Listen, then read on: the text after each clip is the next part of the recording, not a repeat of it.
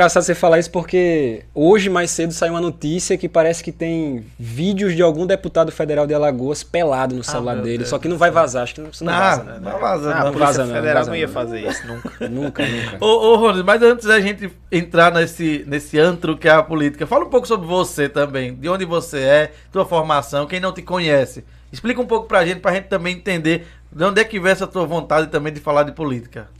Olha, a vontade de falar de política é uma coisa assim que é muito inerente à realidade que a gente vive em Alagoas, porque a nossa realidade é ruim. A gente vive num estado que não é um lugar tão propício assim a crescer na vida de forma honesta e sincera, né? Meu nome é Ronald Alves, eu vou começar do início. Meu nome é Ronald Alves, eu sou nascido em Maceió, né? Minha família do meu pai é de Murici e a família da minha mãe é de Santana do Ipanema. Eu sempre fui um amante da história. E a história me levou para a política. Quando eu era mais jovem, eu acompanhava muito um canal aqui de Alagoas chamado Contando Alagoas. Fiz propaganda dos caras agora. Não, fica Contando vontade. Alagoas, que eles contavam muito a política de Alagoas do século XIX. E isso me levou a ter uma curiosidade de qual é a origem das coisas em Alagoas e qual foi a consequência dessas coisas, que é o que a gente vê agora. Esse assim, o fundamento da minha vida é entender o início, o meio e o fim e o que a gente pode transformar essas coisas aqui em Alagoas.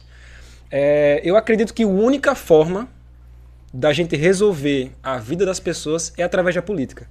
Pessoalmente, eu não queria entrar na vida pública, eu queria ser professor de história, professor de geografia, que foi o que eu acabei estudando, na verdade, né? Mas eu acredito que é a única forma, cara. As pessoas boas precisam entrar na política, elas não podem ter medo de entrar na vida pública. Se as boas pessoas fugirem da política, as pessoas ruins continuarão lá de qualquer jeito, né?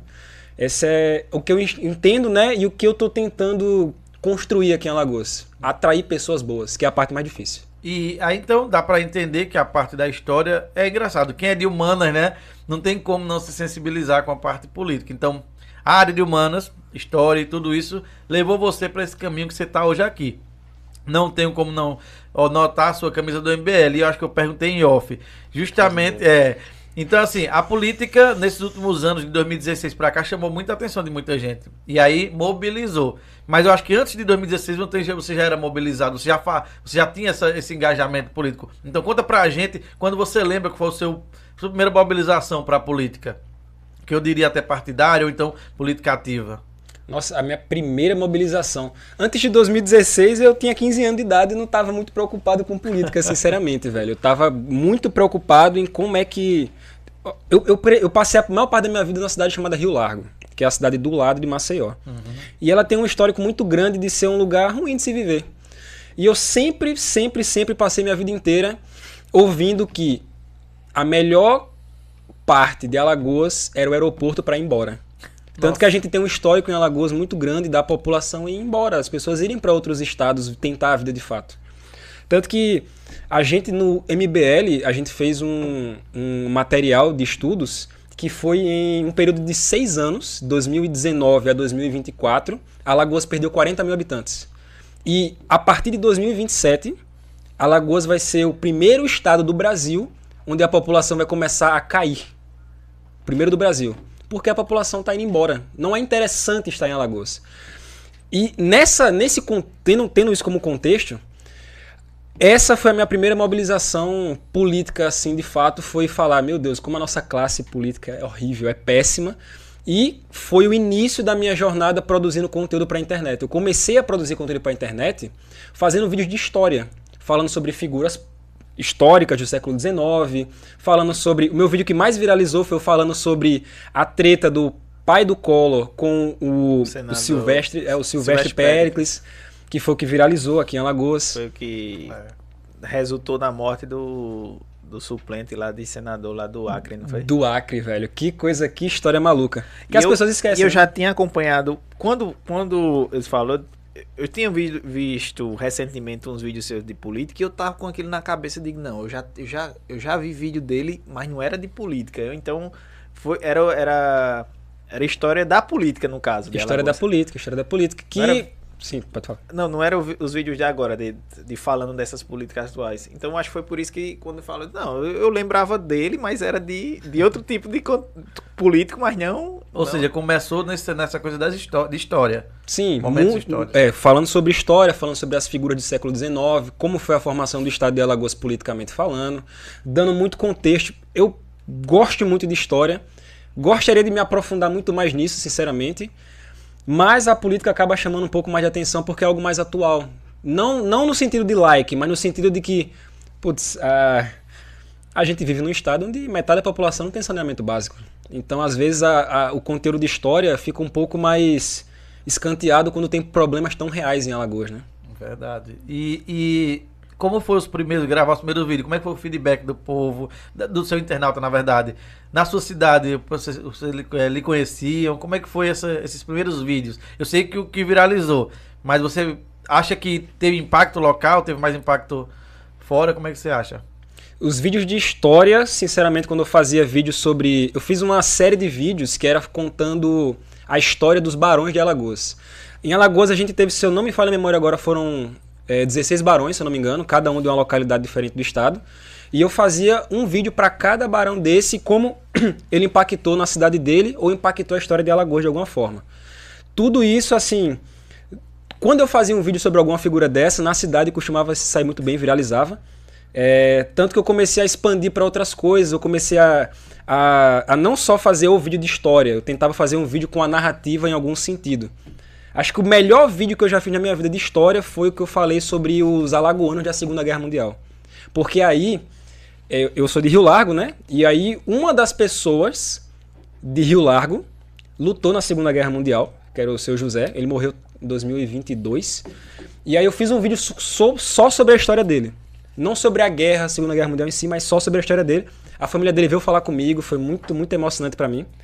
E eu contei a história de uma pessoa que eu considerava um herói local ali de Rio Largo, né?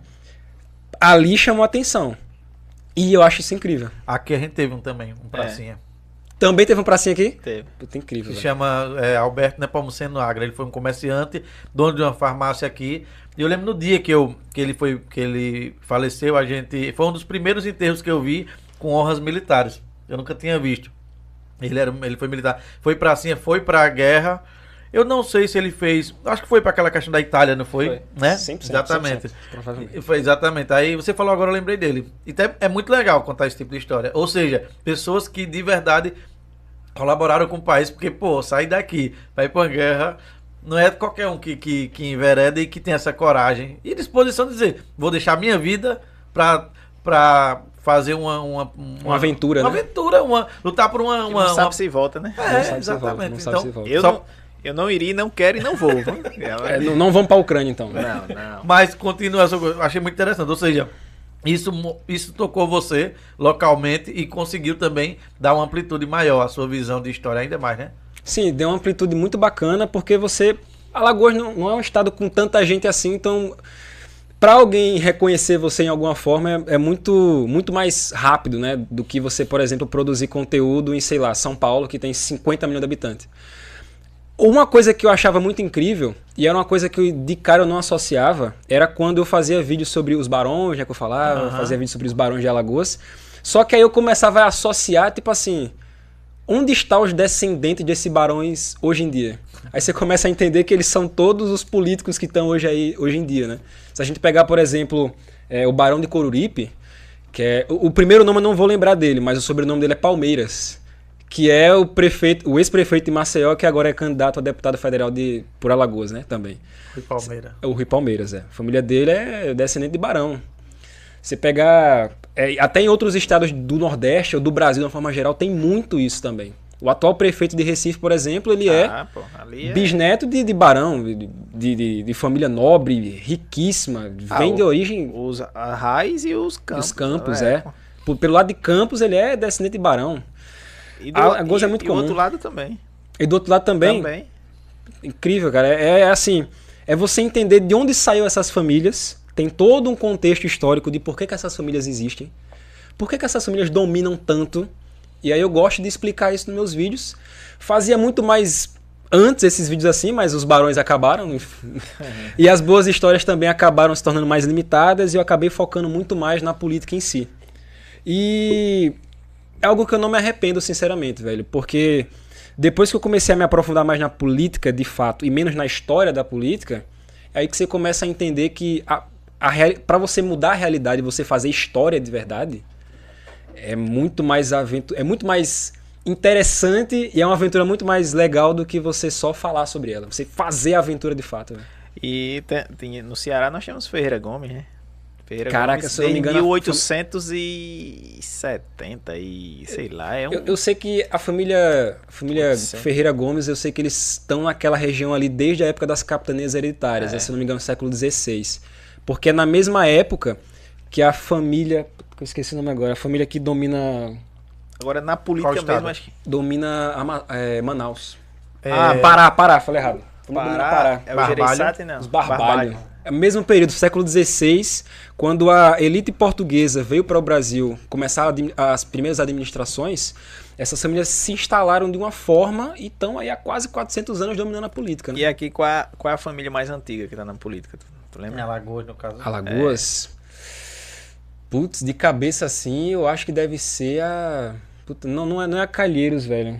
Nem são os Beltrão também. A Calheiros eu acho que só teve relevância política grande a com partir o próprio Renan. Não. O pai o pai do Renan Calheiros, ele já era prefeito antes, já era de uma elite econômica, já dominava o Murici, já tem mas histórico era prefeito ali. de Murici, né? De Murici, sim. E é uma história muito legal, eu fiz um vídeo sobre isso, onde eu usei peguei um quadro branco, e eu fiz um mapa de Alagoas e eu comecei a explicar detalhadamente como é que foi essa ascensão da família Calheiros, e como eles foram tão bem organizados que começaram a conquistar a prefeitura e consolidar o poder deles. Agora, voltando para a pergunta que você tinha feito sobre a família mais antiga de Alagoas, eu acho que de alguma forma, uma família chamada Ferreira. Ou a família de São Miguel dos Campos, que era a família Ferro. Que as pessoas não conhecem esse sobrenome, mas é uma das famílias mais ricas de Alagoas. Aqui, o último deputado Ferro, que era o Cícero, ele tinha família Minador do Negrão. Não sei se lá para cá é o mesmo Ferro. Pode ser outros ferros. Pode ser outros ferros, mas é a família mais antiga assim que eu já nas minhas pesquisas vi. Só que eles, tipo assim, quando as pessoas se casam, costuma escolher o sobrenome do pai ou da mãe e meio que esses sobrenomes vão se perdendo. Isso. Mas a linhagem sanguínea ainda tá ali. Porque, por exemplo, a gente, os Melo, né, que é da família do Fernando Collor, que na realidade é a mãe dele, né? Que é de Alagoas, e o pai, eu não lembro se o pai é o Arnon. O Arnon de Melo, ele é de Rio Largo. Rio Largo, né? É.